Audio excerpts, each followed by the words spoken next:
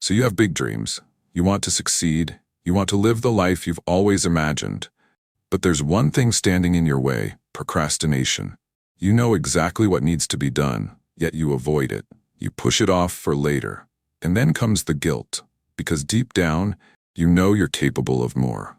Days turn into weeks, weeks into months, and before you realize it, another year has passed.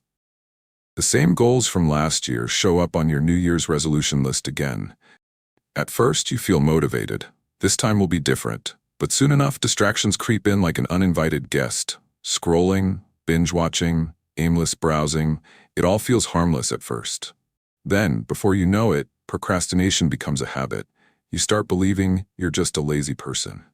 So how do you break free? How do you finally overcome this endless cycle?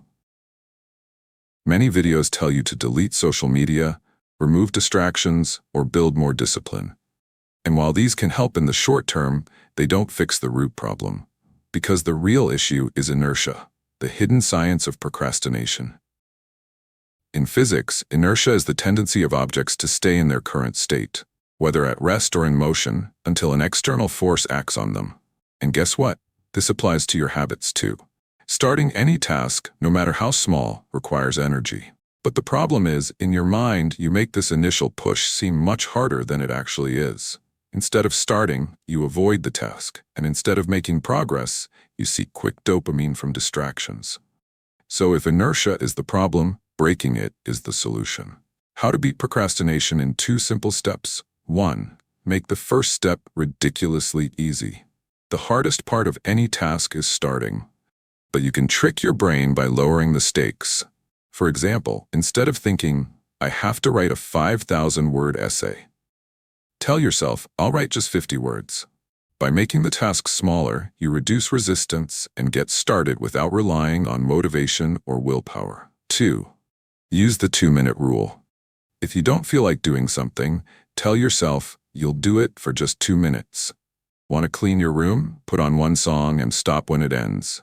Need to work out? Stretch for 2 minutes and see how you feel. Most of the time, you'll keep going, because once something is in motion, it tends to stay in motion. Momentum is the key. Think of it like pushing a heavy ball uphill. At first, it's difficult, but once you build momentum, it becomes easier and easier. That's why the secret isn't about having more willpower. It's about making the first step so small that you don't hesitate to take it. As Martin Luther King Jr. once said, "You don't have to see the whole staircase, just take the first step."